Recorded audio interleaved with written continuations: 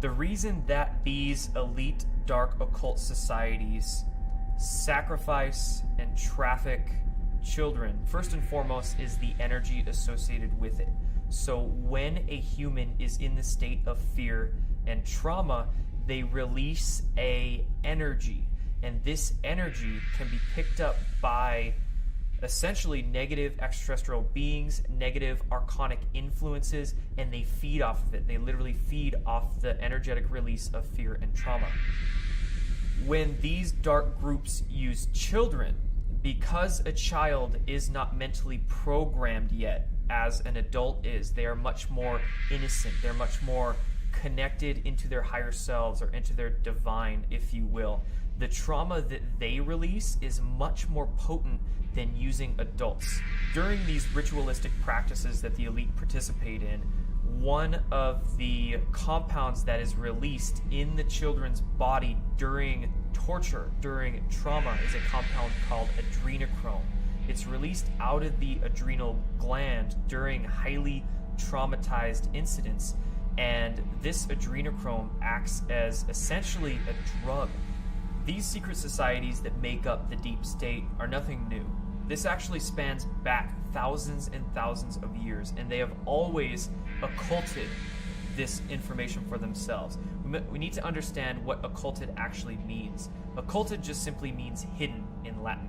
It doesn't necessarily mean good or bad, it just means hidden. So these secret society groups have hidden or occulted this information for thousands and thousands of years. They've kept it to themselves, and they haven't shared it with anybody outside of their inner circles. The secret societies are really more of a front organization that they use to recruit people, and they will gradually over time find out exactly how ruthless and bloodthirsty you are. It is only as you go farther and farther into this, you become embedded with your brothers in a brotherhood, you become more and more involved, you get deeper and deeper in, that then they start hitting you with the really heavy stuff. Until we face as a society that these things are actually happening and that there is a centralized control group that is responsible for this, we will be doomed for these people to continue to exert their control over us. If we don't learn how to respect each other, then we're never going to make any progress. We need to learn from the Me Too movement and understand that there is corruption, there is rape, there is pedophilia, there is child trafficking, there is human sacrifice, there is cannibalism, and all of these things are happening because there is a hidden elite that actually uses these behaviors as part of their religious sacrament. It actually doesn't matter whether you believe that these people exist or not. The bottom line is that they are actually advertising themselves constantly. They do it in movies. There's a whole set of symbols that you can look for in movies that show their influence. They do it in video games. They do it in television shows. They do it in music videos like crazy. They do it in awards ceremonies. And it's always in your face. Now is the time for us to get our heads out of the sand and understand that even if these things do seem unthinkable to us, there are people today who are actively practicing this. The evidence is voluminous, and really what it boils down to is that people don't want to look at the evidence because it is so upsetting. In our obsession with antagonisms of the moment, we often forget how much unites all the members of humanity. Perhaps we need some outside universal threat to make us recognize this common bound. I occasionally think how quickly our differences worldwide would vanish if we were facing an alien threat from outside this world. And yet, I ask you, is not an alien force already among us?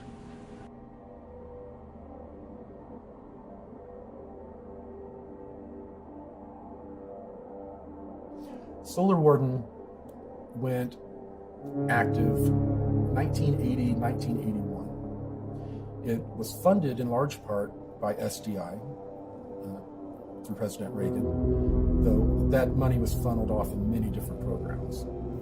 Solar Warden was developed to do exactly what its namesake says, to police our solar system. We had the technology to prevent these interloper ET races from coming into our solar system, grabbing our people and leaving. We could now stop them.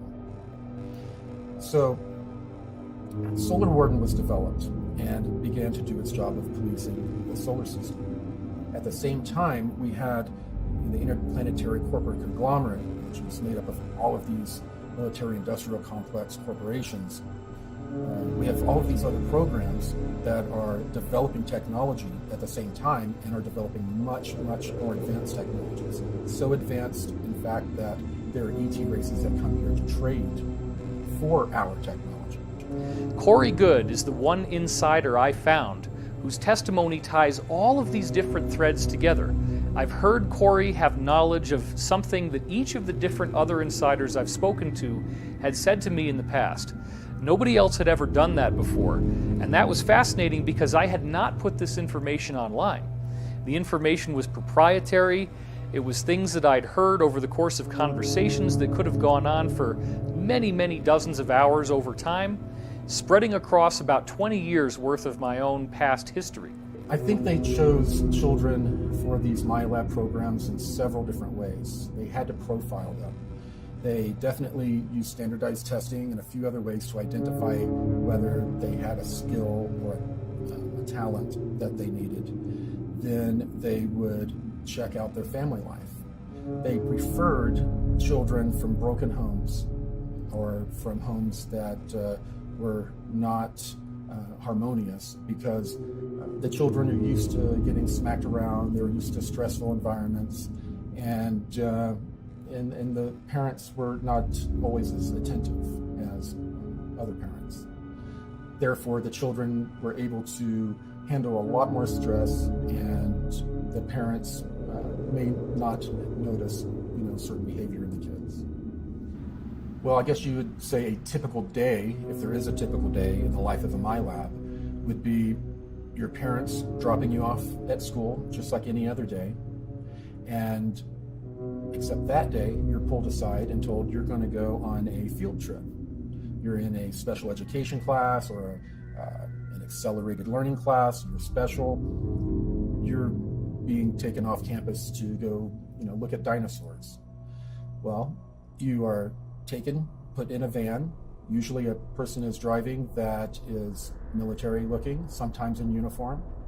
They would then drive us for a little over an hour to Carswell Air Force Base. We parked inside this hangar that was a motor pool, and we walked to the back, and there was an elevator, and the elevator went down quite a ways. And when we came out, we were underground in a Cold War era type bunker.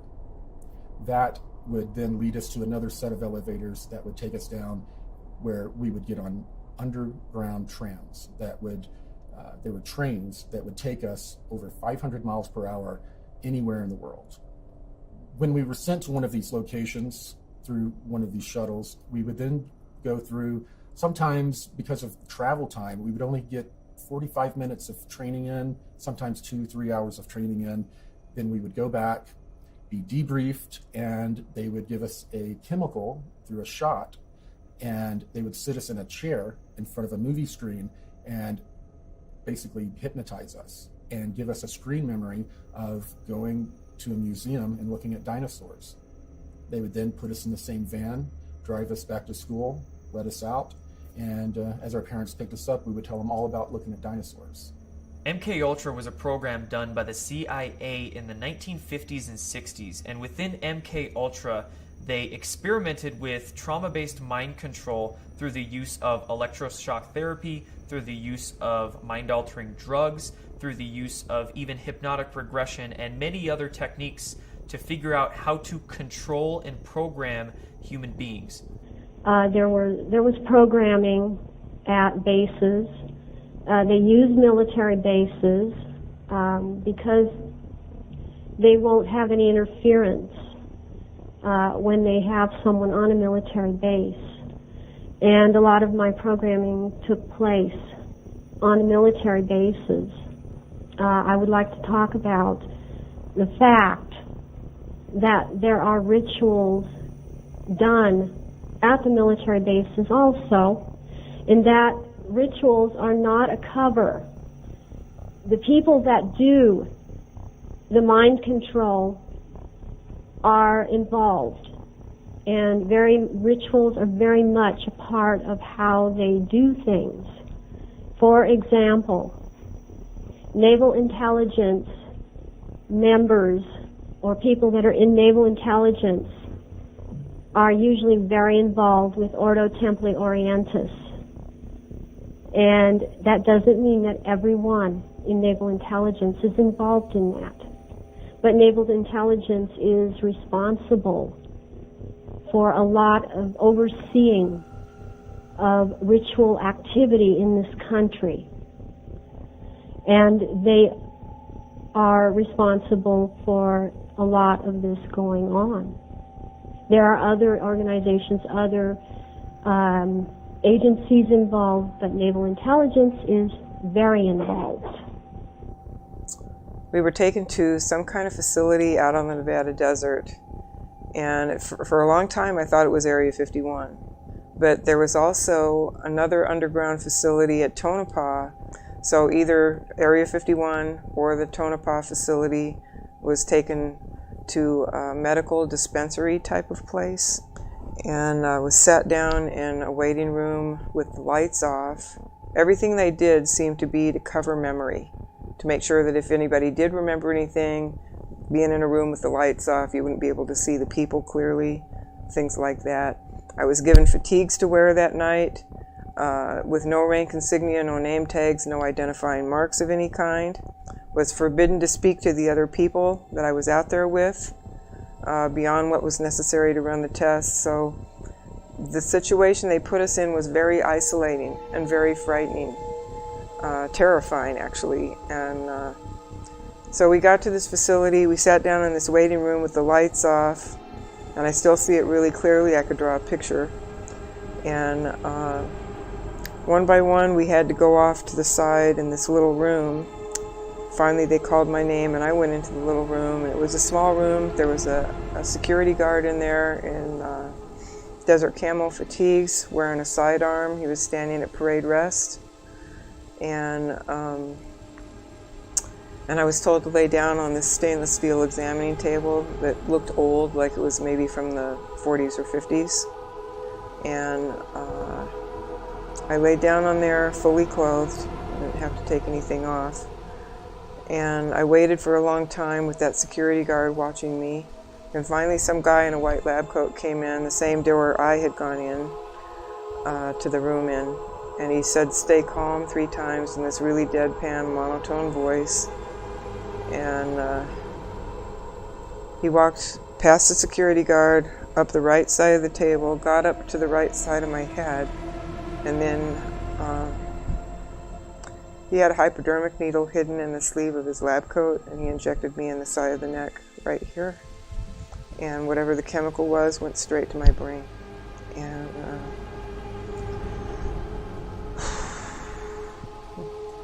so I'm kind of in shock from whatever this injection's doing to me, because it went straight to the brain, and I was like, you know, in shock.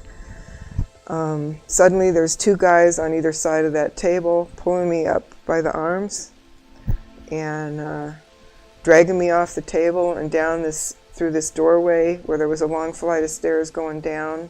And for some reason I remember it as one long flight going down, not switchbacks like a lot of store cases are. It was just straight down. They half carried me, half dragged me down those stairs. And at the bottom of the stairs there was like this little room that had a one-way mirror in it. And I went through the effects of that injection in that room. And I felt like, I've described it so many ways down through the years. It was kind of like feeling like your body's turning to soda pop fizz or beer foam. It's just like, you know, when your leg goes to sleep and it comes back and there's all the pins and needles and tingling and everything else like that. It was like that was happening to my whole body. But super duper intense pins and needles. and I just curled up on the floor and just screamed because it was just